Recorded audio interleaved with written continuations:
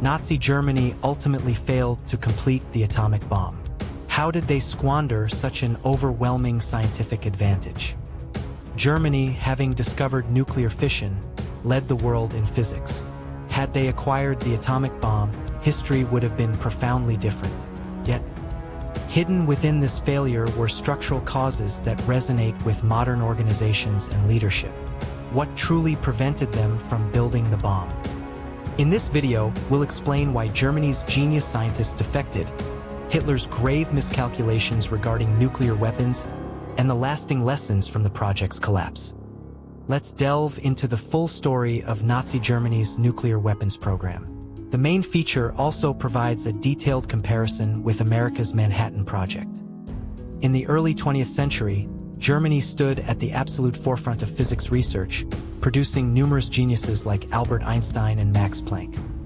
In 1938, Otto Hahn and Fritz Strassmann discovered nuclear fission of uranium, a groundbreaking achievement that demonstrated the potential of nuclear energy for the first time in history.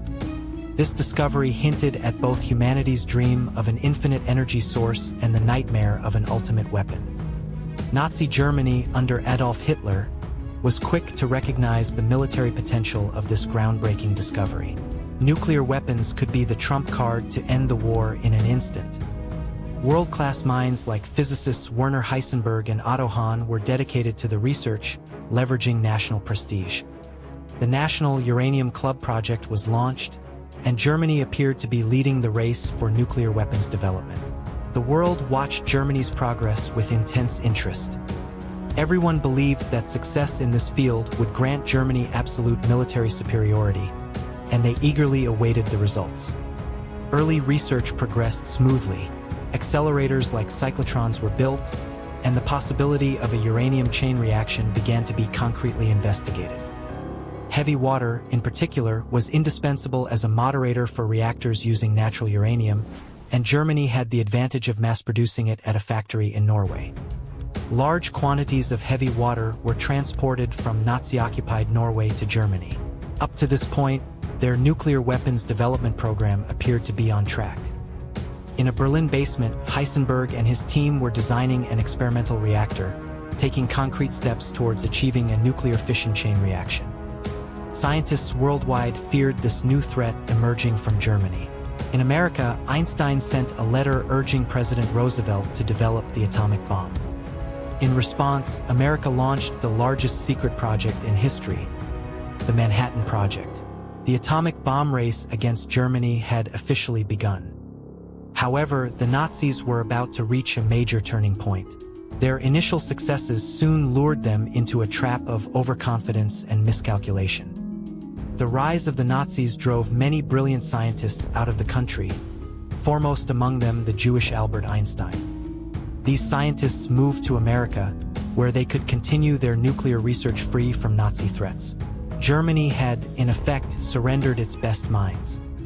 Hitler's belief that the war would be short-lived meant he had little interest in a nuclear weapons program that would take years to complete. His priority was on weapons that could impact immediate battle outcomes.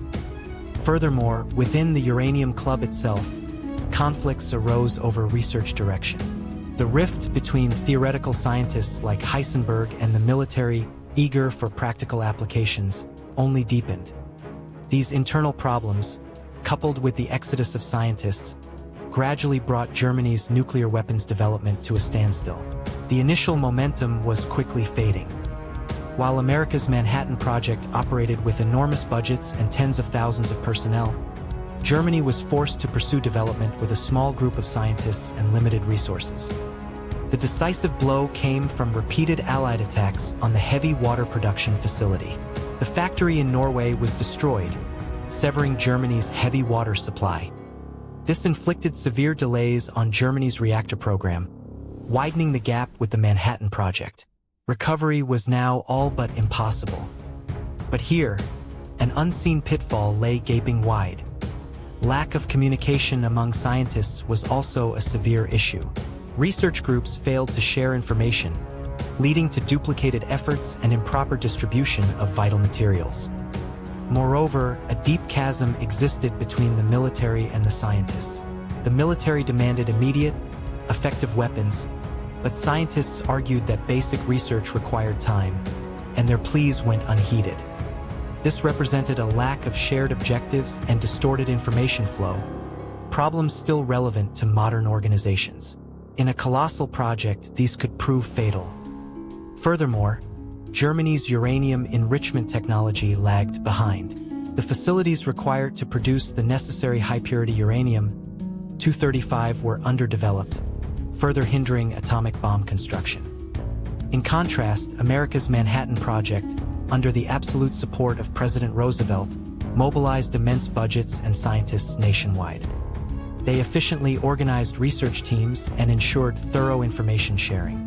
The difference from Germany was not merely technological capability, but also in organizational management. As the war neared its end, Germany's resources dwindled, and personnel vital for nuclear weapons development were sent to the front lines. The project relentlessly shrank. In April 1945, just before Berlin fell, Heisenberg and his team conducted one last experiment with a small amount of uranium and heavy water, but it too ended in failure. Nazi Germany's atomic bomb development program finally collapsed, leaving behind only a few tons of heavy water and uranium and an unfinished reactor. The Allied forces apprehended Germany's scientists and seized their research documents. They were relieved to confirm that the Germans were nowhere near producing an atomic bomb. This failure highlighted the limitations of scientific research under a dictatorial regime. In an environment where free thought and information sharing are suppressed, even the most brilliant minds struggle to yield results. It also demonstrates how severely a leader's flawed judgment can derail a massive project. Hitler's short war mentality caused him to overlook the ultimate weapon. There is much to learn from this historical failure. An organizational culture that respects diverse opinions and openly shares information is the true source of innovation. Furthermore, it reaffirms the importance of making decisions with a long-term perspective, not just for short-term gains. Nazi Germany's nuclear weapons development was not merely a scientific and technological failure. It was a complex narrative woven from politics, organizational flaws, and human hubris. Those who understand this failure will be able to make wiser choices in future decision-making. The defection of genius scientists, Hitler's miscalculations, and internal conflicts, all these factors intertwine to make Germany's nuclear weapons development impossible. This failure demonstrates that technology alone cannot change a nation's destiny. The people driving the organization and their judgments are key. What if it hadn't been a dictatorship? What if Hitler had understood science? History's what-ifs offer us many profound lessons. If you found this video informative, please subscribe and hit the like button. We share a new history of failure every day. この失敗は歴史のほんの1ページ。世界にはまだ語られていない失敗が数多くあります。失敗の歴史をチャンネル登録して次の物語もぜひご覧ください。